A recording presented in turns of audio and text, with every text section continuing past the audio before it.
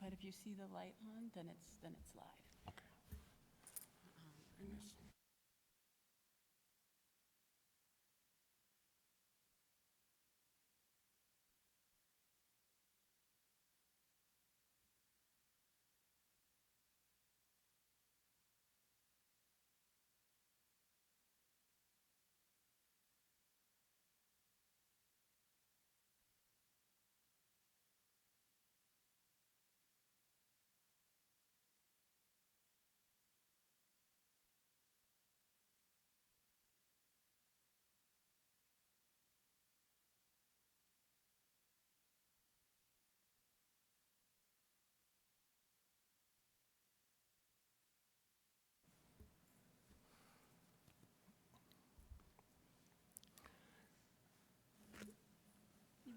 Good morning, everyone. Welcome to NatCon 2022. This is the seminar for Thriving in Spite of the Fault Lines, Navigating the Beautiful Struggle. I will start with introductions and then offer the research basis for the seminar. And then the next beautiful velvety voice that you will hear will be the voice of my colleague. Once again, I'd like to welcome you. My name is Dr. Harlan Harrell. I am a phenomenologist. I am a recent graduate of Drexel University. I am a United States Air Force veteran. I am a captain currently serving in the Military Defense Force in Maryland. Hoorah on the Air Force. God bless all the other branches as well. To my right, I have Mrs. Kat Schorr. Mrs. Kat Schorr is the Program Manager for Military Services and Support in the Veterans Resource Center at Arundel Community College in Arnold, Maryland. Kat Schorr is also a lieutenant in the Maryland Defense Force, currently serving. I'd like to say that I'm proud of Kat as she recently completed her officer training, her IET, and I don't know what she was thinking to do basic training with the Army. But she did, so we're gonna give her a warm hand clap for her success.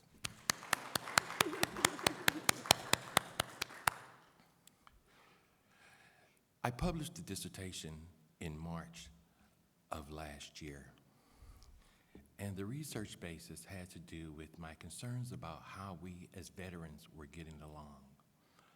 I became very concerned about my dear veterans as students.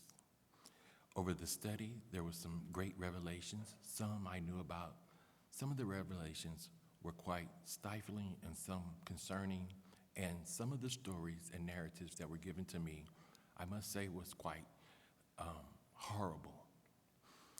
I cried for 3 days straight after completing the interviews. I was concerned about the challenges that veterans were having entering college, moving from military, no matter where they were and how long they had been out of the military, and how their education experience was going. I asked them questions about how they were getting along with their peers, their veteran peers, and their non-veteran peers. I asked them how they were getting along on the campus, how they were getting along with their professors, and how they were getting along as individuals. Many of the concerns, as you can see, broke my heart. Today, Kat has developed a seminar from the research dissertation that was published. Although I encourage you to review this dissertation, I also want you to take time to get tools out of this seminar that you can take to your fellow veterans, to administrators, and to whoever's on the college campus to help our veterans be more successful. And I would like to encourage the veterans to do all that they can to be more successful. I would like to encourage you and tell you that there is a better day to come, and to always look for greatness and look for being your better self. I now present to you Kat Schorr and the workshop that she developed from the beautiful struggle of veterans in the Canopy of the community college. Ladies and gentlemen, Kat Schorr. Thank you. Such a warm and kind welcome. I so appreciate that.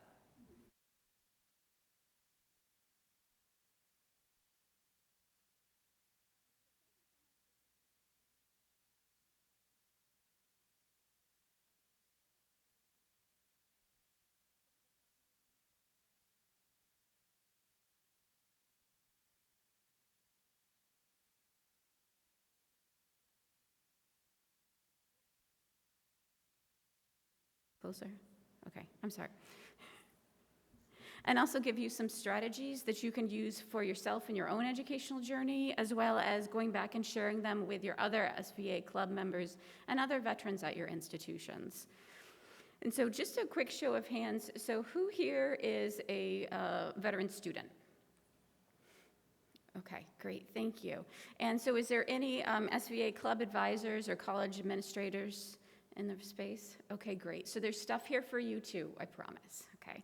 But this is a session that's designed to be directed towards the student veteran themselves.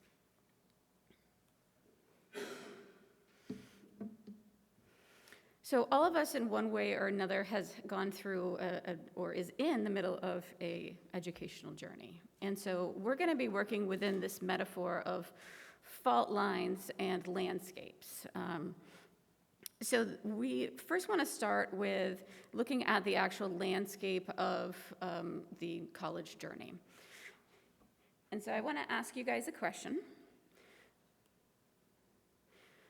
When you started your educational journey, did you think that it was going to look like this, where you had a goal and you knew that the goal was B and you were at A and you thought that it was going to be a very smooth transition to go from where you're at to where you want to be? In reality, we know, especially in higher education, that this is not always the case, and more often than not, students' journey looks like this. Okay. And so we won't go too deep into the educational landscape simply because you are living it right now. You have lived it in the past, and you will continue to live it till you reach your goals. Or if you're like Dr. Harrell and myself, we never stop learning. So we will always be enrolled in some kind of training or certificate or educational program because we see the value in education.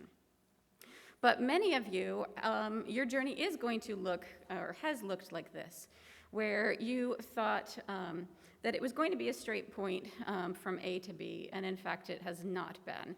You've had different challenges along the way, whether that was even picking out the direction you want to take your career in now that you've transitioned out of the military, or if you've made some changes and redirections along the way. The good news is that one, you're not alone.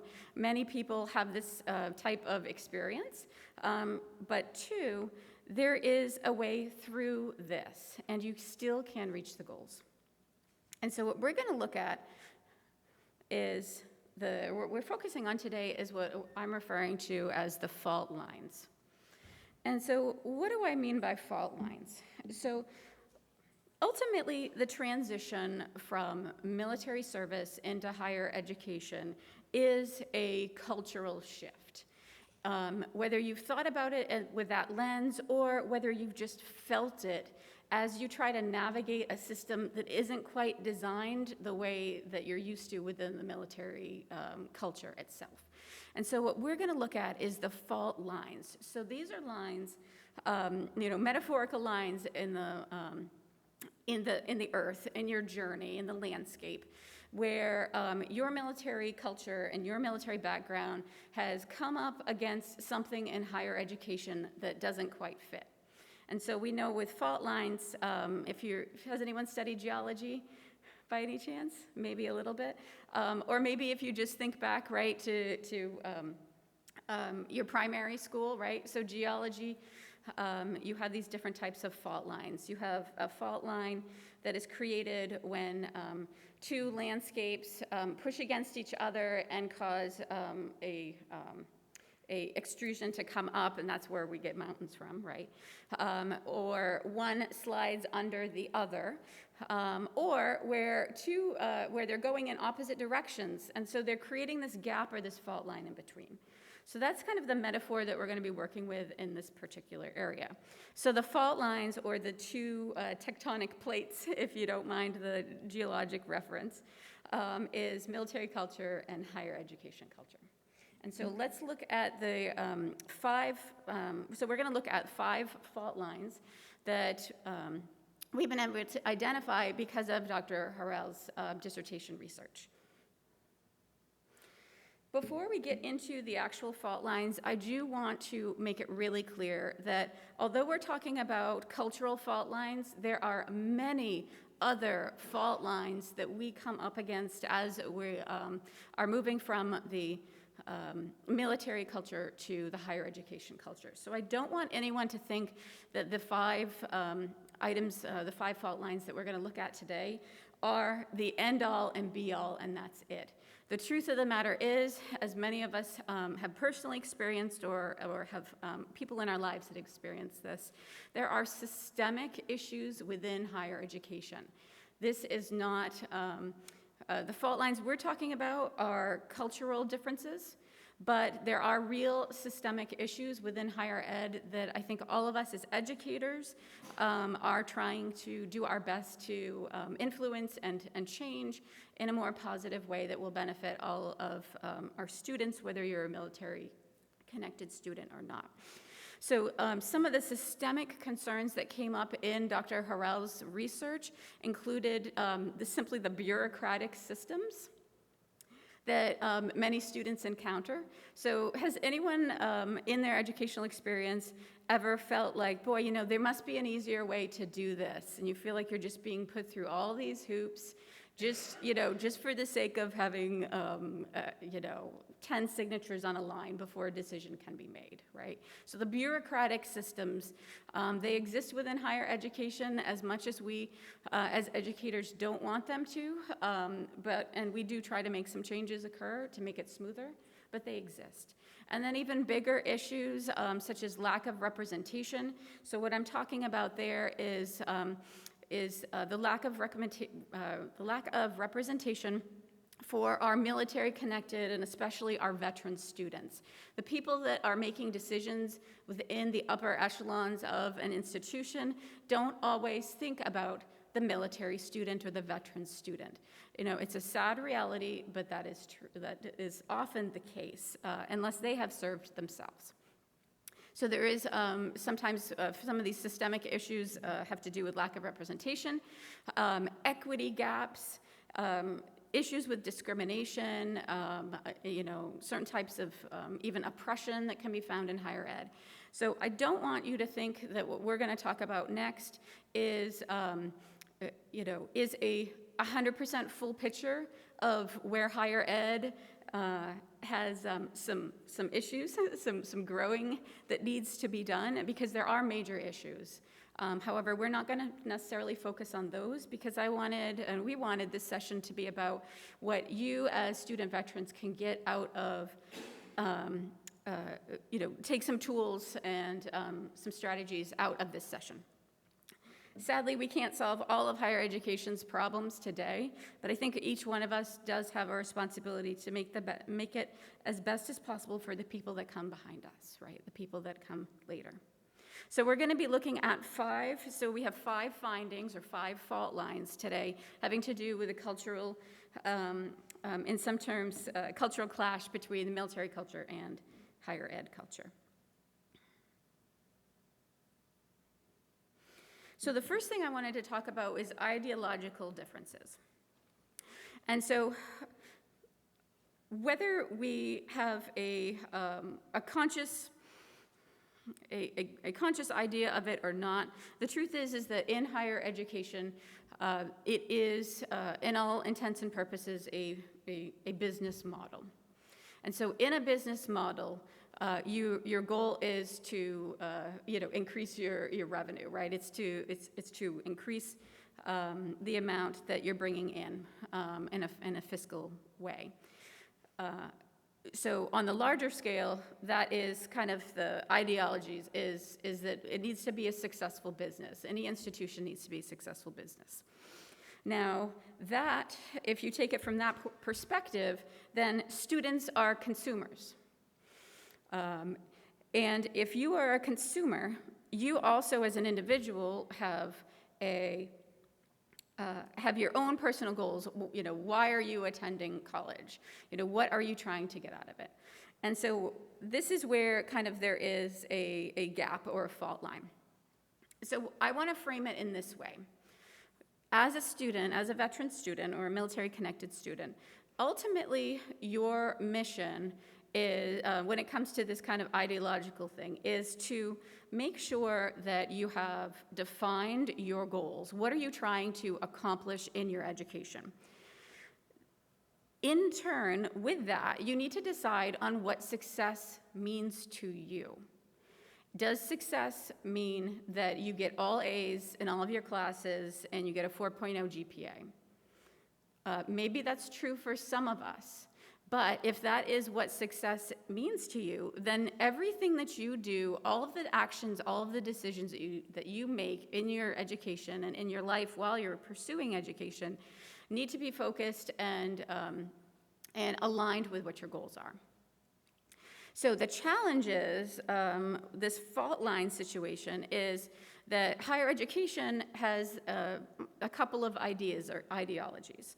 One of them is the, quote, well-rounded student. Has anyone heard this term before?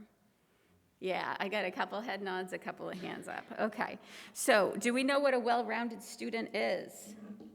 What does that even mean? Okay, so I am not sure if I know exactly what it means, to be honest, but what I can tell you is that my understanding is that the well-rounded student has a broad scope of knowledge about a lot of different areas. So that's where your general education courses come into play, right? So your math and your English, your arts and humanities, your biological and physical sciences, those general education classes.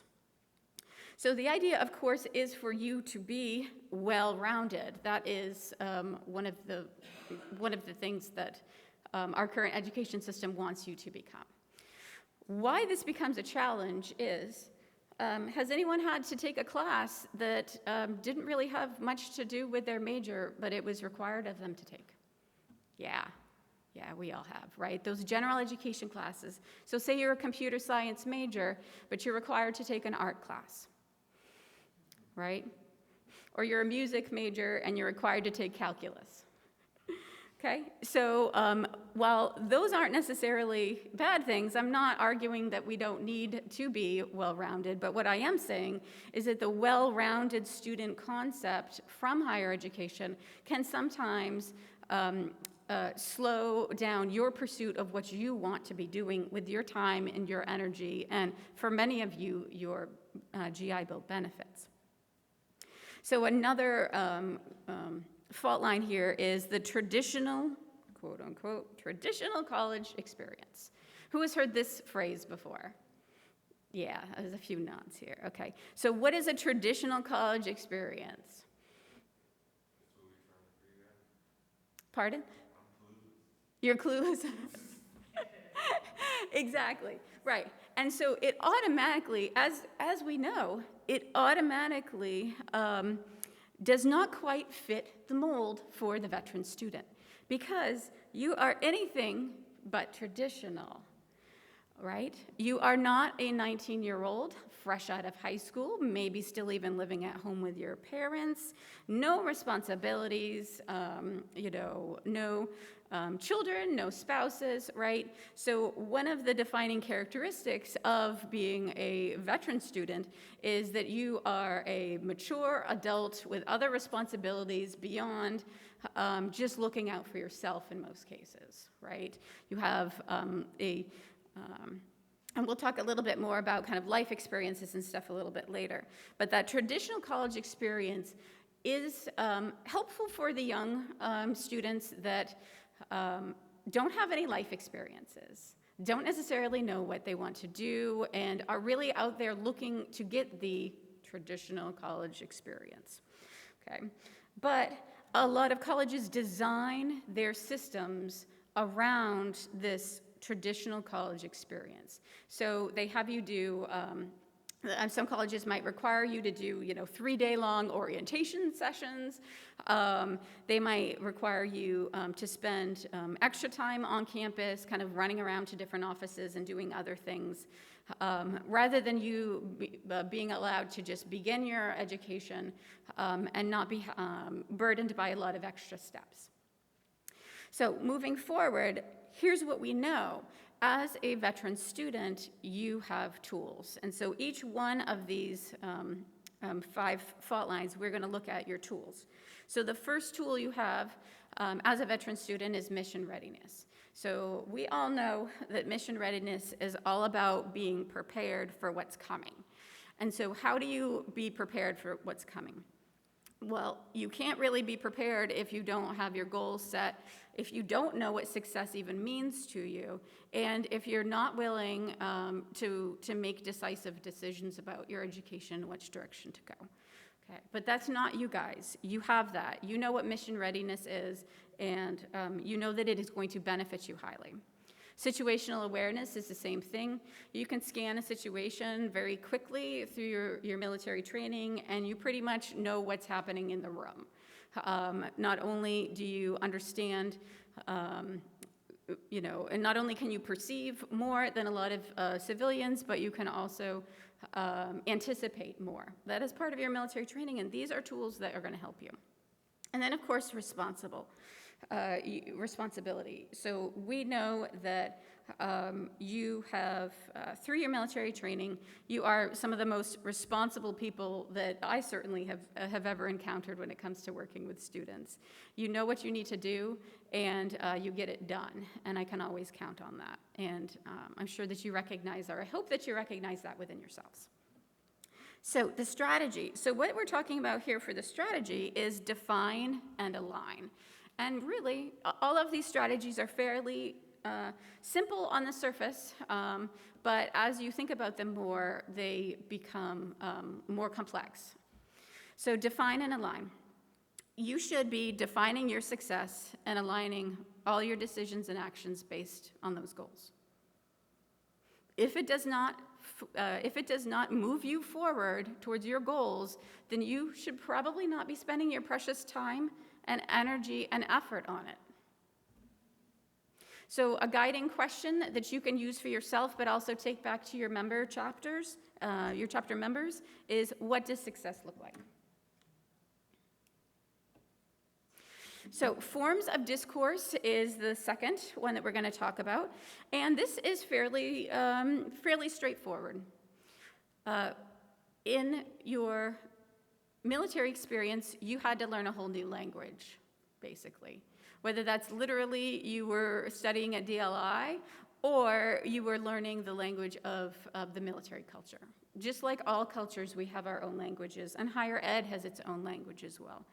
Yes, in higher ed, we use a lot of acronyms, but they don't always make a lot of sense. And so it's up to you to be able to figure out what it all means. If someone tells you that you need general education classes, you can't necessarily count on that someone's going to explain what that means. So you have to find the answers, you have to learn the language, and you have to devote some time to it. Just like if you are entering a new training session within the military, you have to find a way around it. And so the challenges that we found through Dr. Harrell's research was that there are, sometimes we run into some difficulties when we're communicating with people that are outside of that military realm or that military spectrum. So your classmates, your faculty and instructors, and even administration, sometimes it seems like you're talking completely different languages. And so what you need to do, and your strategy for this, is to tap into your tools, of course, being self-aware of the fact that you are in an environment and a cultural landscape that is new to you, and that you do have to give yourself some time to understand it. And you have to devote some time to understand what's happening around you. But you also are accountable. So it's up to you to be able to figure out how is the best way to communicate? What are the common threads within education when it comes to communication? And so the strategy is observe and adapt. Some of the most common things, like I mentioned, the challenges. So has anyone had any trouble communicating with a classmate? Yeah, yeah. And I mean, we can all be honest, right? It's the problem, although it's becoming a problem for you, the problem is most likely with that other person, right? They're not responding, they're giving half answers, that kind of thing, right? They're not upholding the standard that you're used to in military discourse. And has anyone had any miscommunications with their professors? Yeah, it happens, right? It happens. And it's the same idea, right? Is it the professors, some professors want to be called by their first name, some want to be called professor. You have to figure it out every single time you start a new class. And so you are constantly having to learn and adapt, or in this case, observe and adapt. So that is the strategy we're talking about here. The question that I've linked to this particular fault line is, who are your role models? And I don't mean, my role, your role model, your favorite, actor or anything like that. But who are the role models that are able to navigate within the environment better than you? And so you can look to these individuals to help guide you. You can mimic what they are doing and learn by, again, observing and adapting. And so think about who is a successful communicator at your institution. Maybe it's a trusted advisor. Maybe it's a veteran student that's 1 year ahead of you that can help guide you. So who are the role models? And then deeper, you can go deeper and think to yourself, how are they successful when it comes to communicating? And how can I adopt that myself? The next one we're going to look at is socialization. So the mission here is find your people. And that shouldn't come as a surprise to anyone, but it is something that sometimes military, students transitioning from military into education, they decide to kind of go through the isolation route. So I'm going to do this all by myself. I don't need anyone else. And although that might get you part of the way, it might not get you all the way to your goal. So you are going to need to have a network around you. So find your people, whether it's a local veteran resource center on campus, or a student organization, a student club like SVA.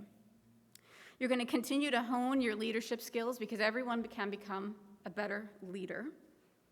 And then as you receive information, you're going to share it and pass it along with to other veterans so that they can be successful as well.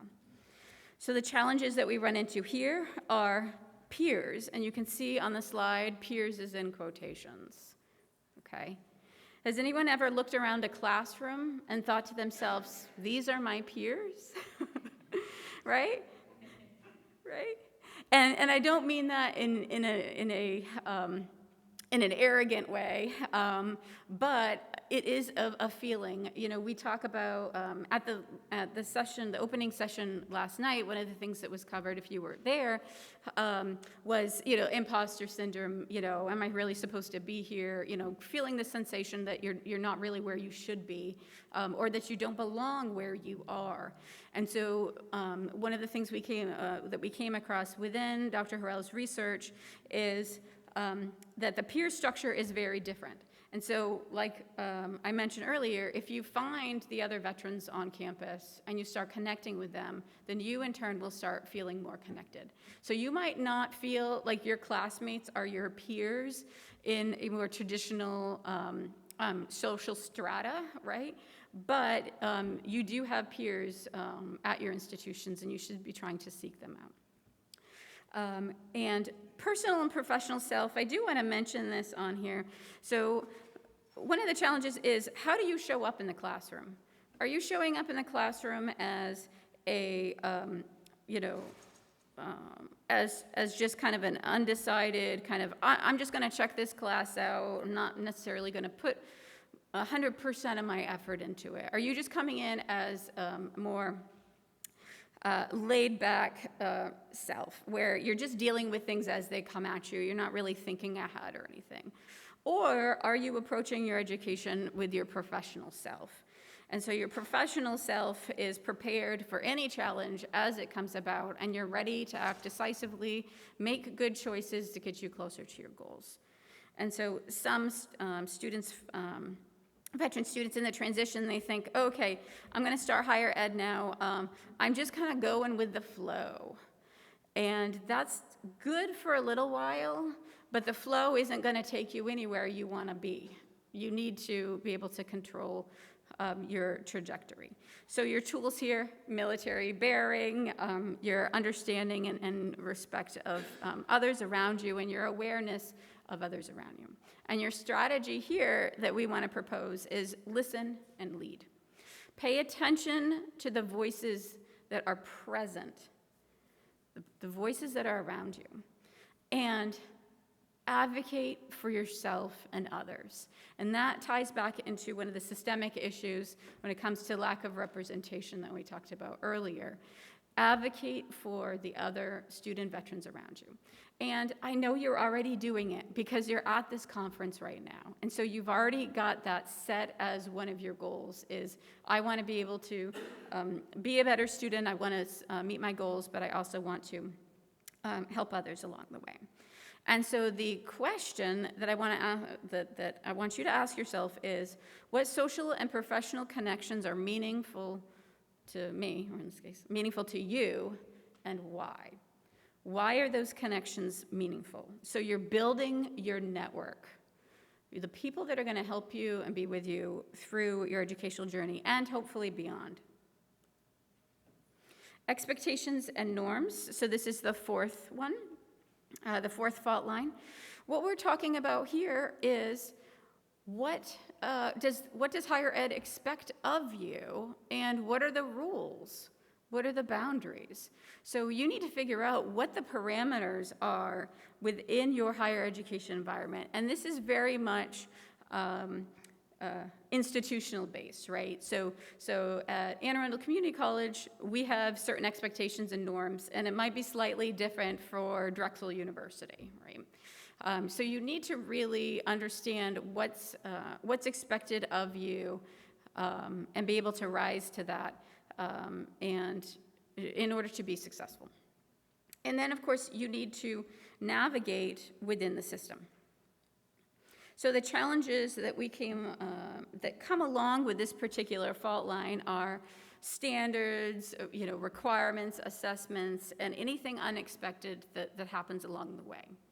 So has anyone ever been, have you been taking classes within a major and then the department of that major decides to change the requirements on you? It does happen. It's a little bit less, it happens perhaps a little bit less these days, but it definitely does still happen. And so what happens when you have an unexpected change, right? So you bring back all of the military training, it all comes back to you, and you adapt. Another piece of this is that you use restraint. And what I mean by that is not necessarily that, I'm so mad, you gotta hold me back, I'm just so mad, right? Like, I'm not talking about restraint like that. What I'm talking about for restraint is you need to be able to control your reactions and pivot when you need to. You can't let small changes get in the way of your bigger goals. So the strategy here is ask and adjust. So we're talking about the educational landscape, and so you need to clarify the map. Where are you going? What path are you taking? And how are you going to move yourself forward? And the question that you should ask yourself and others is, what boundaries have you set for yourself and why? This comes back to your own personal expectations of what you expect of yourself within higher ed. If you expect a 4.0 and you don't get it, are you going to drop out of school? I hope not, right? So you need to be clear with yourself on what your boundaries are, what may be okay, what is workable, and work within that or adjust yourself within that. So the final fault line is lived experiences, and this is a big one. What we're asking, or what we're proposing that the mission is, or your mission is you need to acknowledge the assets that you bring with you to the college environment. This is key to you feeling like you can be successful, getting rid of those imposter syndrome type feelings or emotions, but then going the extra step and saying, use your experiences to propel you forward. Was anyone at the keynote last night with Mr. Adelecki, I think, or I know I'm pronouncing it right, Mr. Remy? You see, okay, bear with me, you guys. One of his quotes that he started off with was, within your past, you will find the plan for your future. And that's what I'm talking about right here. Use your experiences to propel yourself forward. It's the same concept, it's the same principle. The challenges here are, it's uncomfortable to grow personally. Has anyone ever felt a little bit uncomfortable when maybe they were faced with a situation where they had to change, or you had to change yourself a little bit, right? It can be very uncomfortable to grow personally. And you can also face setbacks professionally. But drawing upon your lived experiences, your military background, your personal experiences, you have what it takes to be successful. Your tools are asset-based perspective. So what is an asset-based perspective? An asset-based perspective is looking at what you have going for you rather than what's working against you. Looking at the tools that you have within yourself to be successful, the tools that you already have. Yes, you may need to grow a little bit. You may need to hone your skills a little bit. You may need to pull back on some of your initial responses that got you through the military environment, but now might not be appropriate, like we talked about expectations and norms, right? You might need to draw back a little bit, but it will help you. Asset-based perspective. Self-regulation is just like that. You want to be able to regulate yourself so that you are making good decisions and that you are looking at things with the right lens. And an open mindset, and that goes back to, being able to grow. Your strategy is to grow and advance. Take your assets, acknowledge them, and then move them and grow them to take them to the next level. And the questions that we ask here, the guiding question here is, what can you change right now to move yourself forward?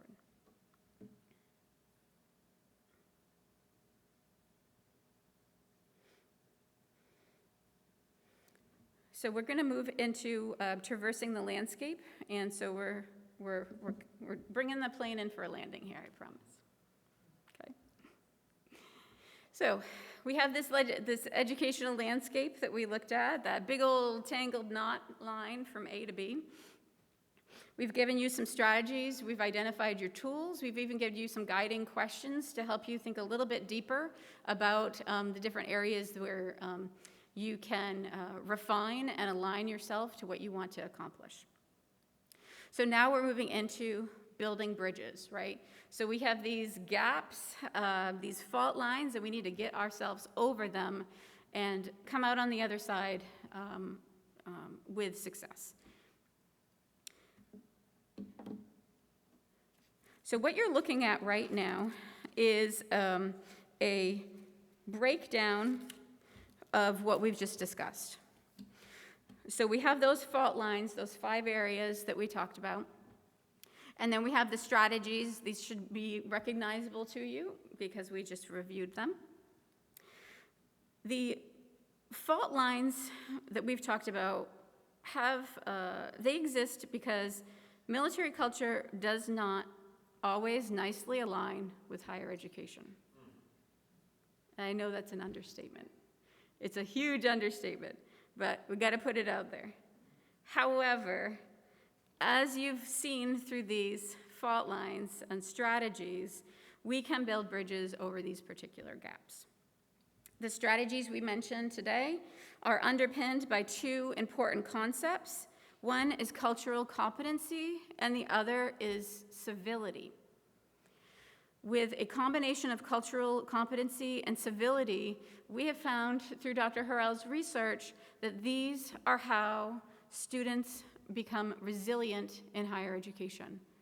This is the combination of skills plus what you're bringing to the table, your own assets, your military bearing, your training, all of you is coming together and designing a plan for resilience so that you can be successful. Cultural competency, which I'm just going to say one statement on because this is, we're coming in for a landing here.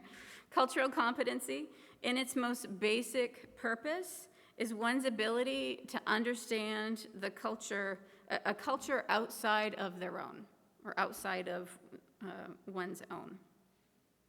Civility is the concept that in order to have good conduct, you need to respect others and take responsibility for yourself. And so you can see in here the strategies to keep in mind and the underlying concepts that build into these strategies. And if you can use these strategies and share them, then you will be able to have a more satisfying and successful college experience.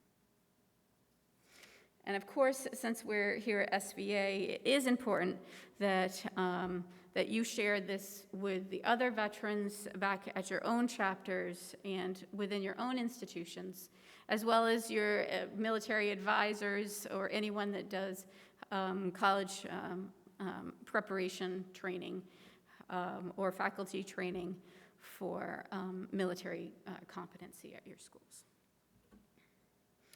And so that is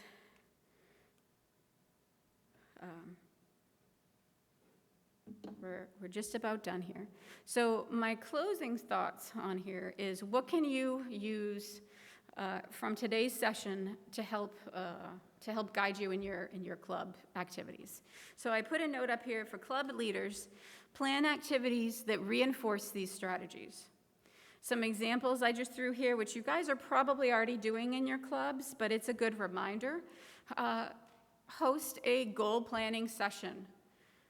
Get your veterans together with you and talk about what you want to do next and help each other set goals. You can host a listening session where veterans are sharing their stories and talking about their educational experience. And so again, these are activities that are tapping into all of the strategies that we have here. Invite a veteran alumni to come to your college and talk about what helped them get through. And encourage participation in leadership opportunities. And since you're in the room, you're already leaders, which is fantastic, and I really want to thank you for the work that you're doing and the information that you're going to bring back and help other veterans, because it is so crucial that you help others. For club advisors, I'm recommending that you incorporate these strategies within your new student veteran orientation. If your college does not have a new student orientation specifically for veterans, you should make that happen. You should go back to your college administrators and say, why don't we have this? Because many institutions do already. It's very good best practice. And also you can create a list of recommended activities at your institution that helps reinforce these strategies as well.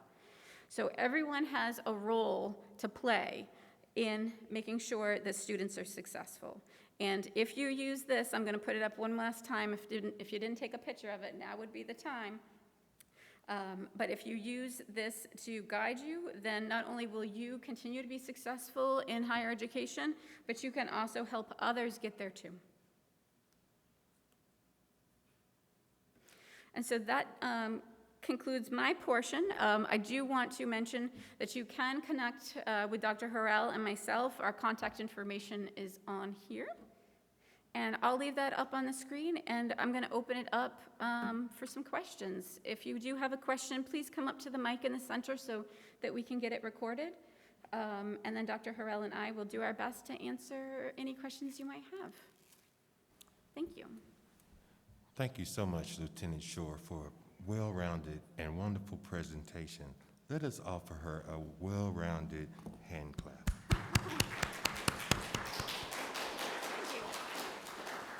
This is Lieutenant Schorr's first NatCon experience, and so to speak as well is really a lot for her, and she's engaged. She was veteran before she was military.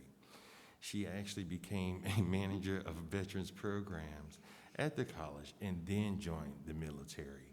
And so, once again, she is the first person who's, I say civilian, veteran first, and then active military.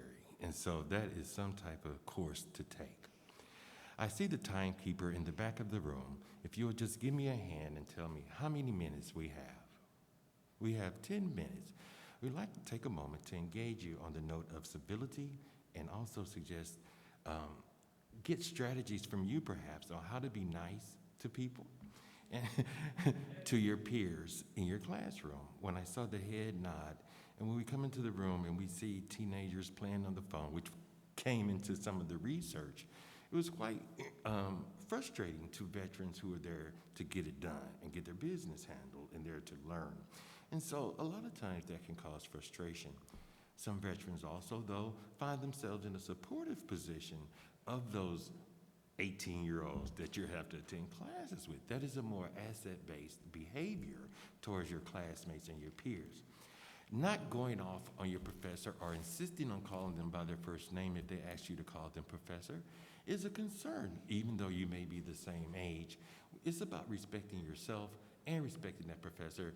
And grandmother used to say, you catch more flies with honey than you do with vinegar.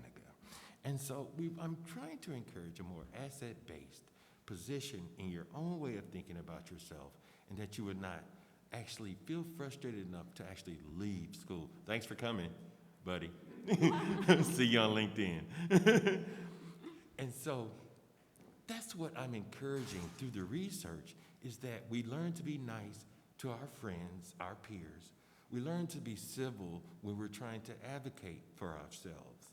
We had a veteran that went off on the entire school because all of the clocks were wrong. And there was a way to communicate that properly to the institution, but not throw a desk or kick a can. But that's a stereotype of veterans as well. So we're in also a position where we're found overcoming stereotypes because someone watched the movie one time too many and they placed us in the movie. Mm-hmm. And so some of us have been in movies, and at my school, or at Kat School, where I graduated from also, someone scratched the car because the student was in a HBO documentary and he's seen in Iraq, saying that he was going to get his blood back, going to get their blood back. And so a civilian at the school vandalized the car on these moments of incivility. So are there any strategies on civility or that you could offer to the members in the room on how to be nice, how to get along better, or how to navigate the fault lines that you encounter when you actually go to the college campus? Anyone? I see your hand, sir. Yes. No, you're in the front, sir. Yeah, right there. You see your hand. Yeah. So, sure, please. Thank you. my name is Kane Egan. I'm a Navy vet from Colorado. Hoorah. I have an 8-year-old son, and that was kind of what really opened my eyes, was realizing that every human being that you ever meet could be the President of the United States, could be the homeless person on the corner. All of them were raised in a very different way from very different circumstances. And who's to say that the homeless guy on the corner could not also become the president one day if he had the correct parents and the correct upbringing? That's the same thing that's going on with all of our children and the age ranges that they are, is they're evolving in the age of technology. The cell phones are the answer to them. They're not the answer to some of those older veterans. Correct. It's just their way of communicating and what they were raised on, versus I was raised on using a graphing calculator. I know what a slide rule is. Right. Yes. So it's realizing the evolving technologies and this evolving society that we're in, because people are growing exponentially with technology, when for thousands of years we grew linearly with steps backwards. We went for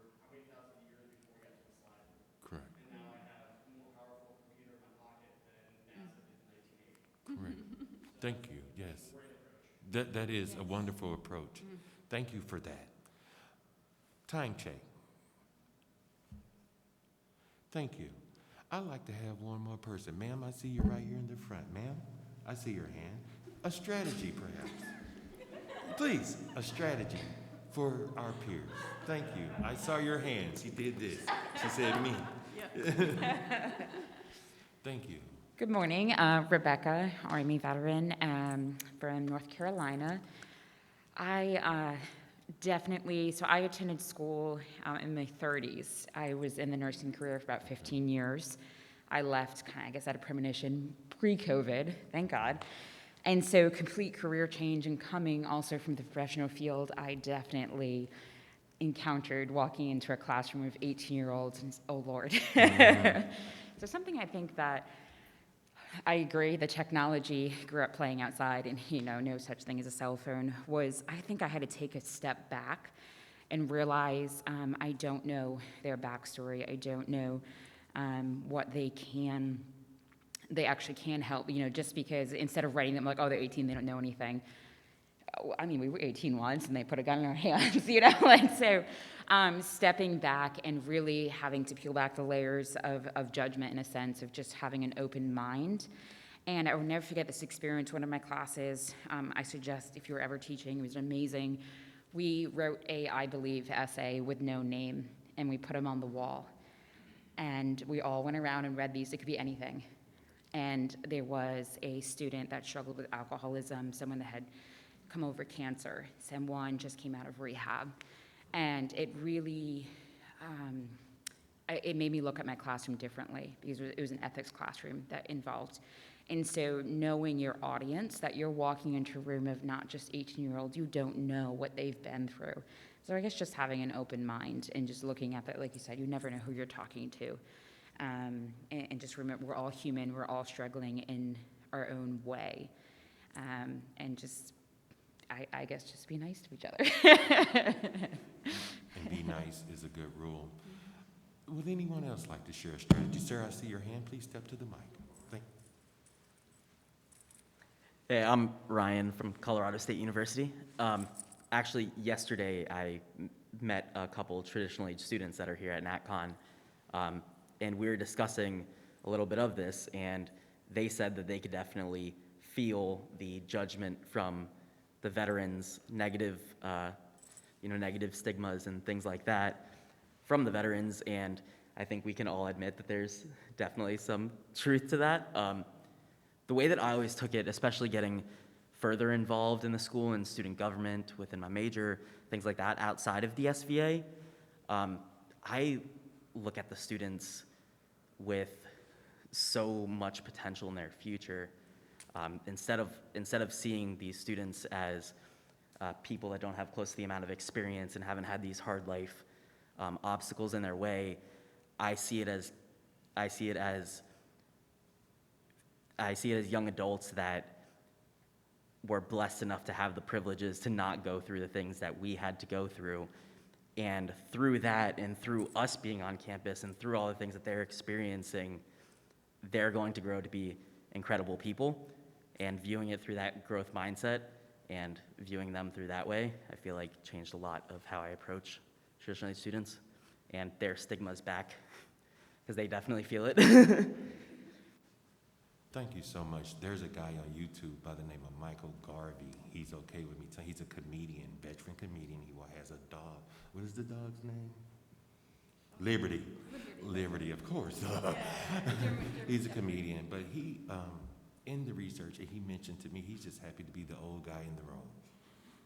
And he has a preference to work with his non-veteran peers in the class because in a criminal justice class, the professor wanted to do a demonstration, and it had to do with weapons. And he said, "Well, I just shot you."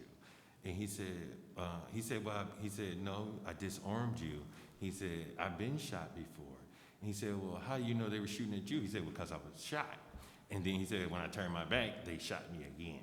He said, that was he said he drove home and was like, "What the heck just happened?" He couldn't undo that in his mind, like, I was in class. So my question to you is, have you ever felt discriminated against because you were a veteran at the school? Just do your hand like this. Have you ever felt that level of discrimination? Like, oh, they're gonna go off in the room any minute. And so this is us telling you, in spite of that, to thrive. You will find, based on the gentleman's story, is that you can also be a great cultivator of citizens and nurturer of these, I almost said children, peers in your room. Yeah. Right, next generation, thank you, Kat. And find ways of happiness and to encourage those that you, when you graduate and leave them behind, that your veterans peers can also be okay. And perhaps you would have made a difference in the world. As I land this plane, I'd like to end with a poem. You can never touch a rose so fragrant with the dew without part of that rose remaining with you. I wish you all the best. Kat and I are rooting for you, and email us if you need our help. God bless you.